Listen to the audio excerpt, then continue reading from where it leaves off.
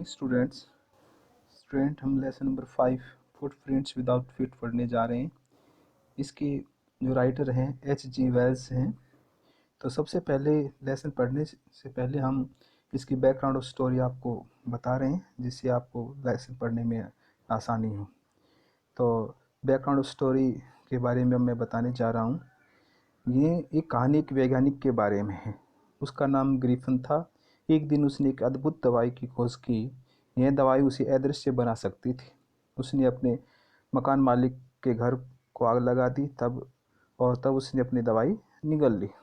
वह अदृश्य हो गया और प्रत्येक व्यक्ति को वह देख सकता था, लेकिन उसे कोई नहीं देख सकता था। लेकिन ठंड बहुत थी। वह बिना कपड़ों के था। वह एक स्टोर में गया।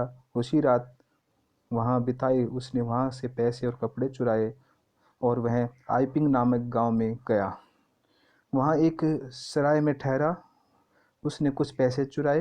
पुलिस को बुलाया गया, मगर वह अदृश्य बन गया और वहाँ से वो बचकर निकल गया। तो स्टूडेंट, ग्रिफिन एक प्रतिभाशाली वैज्ञानिक था। उसने अनेक प्रयोग किए। एक दिन उसने एक अद्भुत जो दवाई का आविष्कार किया, यह उसको अदृश्य बना सकती थी। उसने यह दवाई ली और अदृश्य बन गया। वह प्रत्येक व्यक्ति को देख सकता था, लेकिन उसे कोई भी नहीं देख सकता था। ग्रिफिन का मकान मालिक उसे पसंद नहीं करता था। उसने अपना मकान खाली करवाने का प्रयास किया। ग्रिफिन क्रोधित हो गया। उसने घर को आग लगा दी तथा उसने वो दवाई जो थी, वो जिसकी खोज की थी, वो निगल ली। उसने अपने वस्त्र उतारे। वह अदृश्य हो गया और बाहर चला गया। सर्दी का मौसम था। बिना वस्त्रों के घूमना आसान नहीं था। ग्रिफिन के पास पैसे नहीं थे, इसलिए वह लंदन के घर के सॉरी इसलिए वह लंदन के एक बड़े स्टोर में घुस गया। उसने वहां से वस्त्र चुराए। जब वह उन कपड़ों को पहनकर चला तो ऐसा लग रहा था जैसा कि कोई बिना सिर वाला आदमी चल रहा हो। उसने स्टोर की रसोई में से मांस, कॉफ़ी, मिठाई और शराब ली।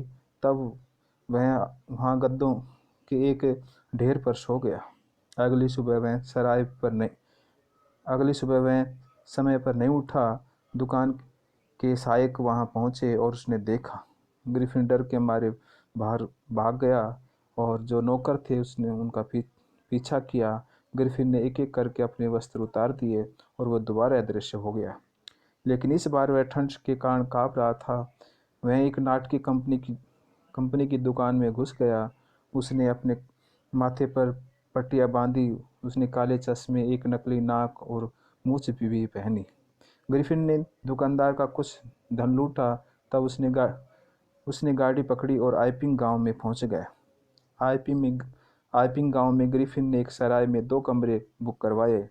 उसने उसका किराया पेशगी को दे दिया। सराय के मालिक का नाम श्रीमती हॉल था। उसने ग्रिफिन के विचित्र व्यवहार को सहन किया और जल्दी ही ग्रिफिन ने चुराया हुआ धन खर्च कर दिया। उसने सराय के मालकिन को बताया कि उसके पास नकद पैसे नहीं हैं। उसने कहा कि वह किसी भी समय चेक के आने की प्रतीक्षा कर रहा है। अगले दिन उसने पादरी के घर से धन चुराया।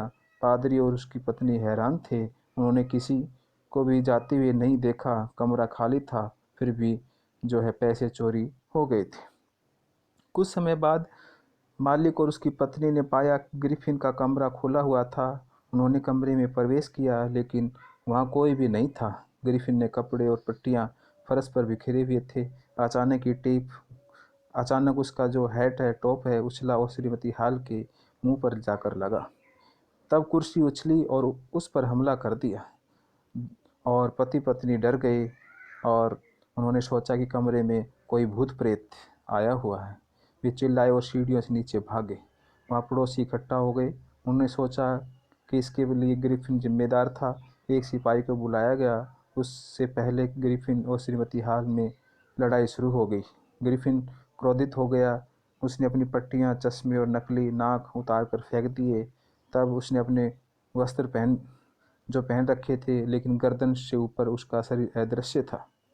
लोग भयभीत हो गए जब उन्होंने एक बिना सिर वाले आदमी को देखा। तभी सिपाही आ गया।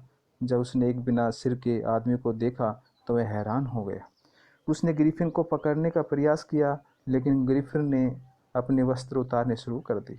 वह अदृश्य हो गया। जिन्होंने उसे पकड़ने का प्रयास किया उन्हें हवा में उसने जो है पंच किया, उसने घुस्से मारे। जल्दी ही ग्रिफिन आज़ाद हो गया। कोई भी नहीं जानता था कि उसे पकड़ने के लिए कहाँ हाथ डाला जाए। ग्रिफिन सराय से बाहर निकला और उसने सड़क पर चलना शुरू किया। अब वह पुनः एक स्वतंत्र आदमी था। तो स्टूडेंट, आज आपने देखा कि हमने ये जो बैकग्राउंड स्टोरी बताई है तो आपने ध्यानपूर्वक सुनी होगी। Thank you.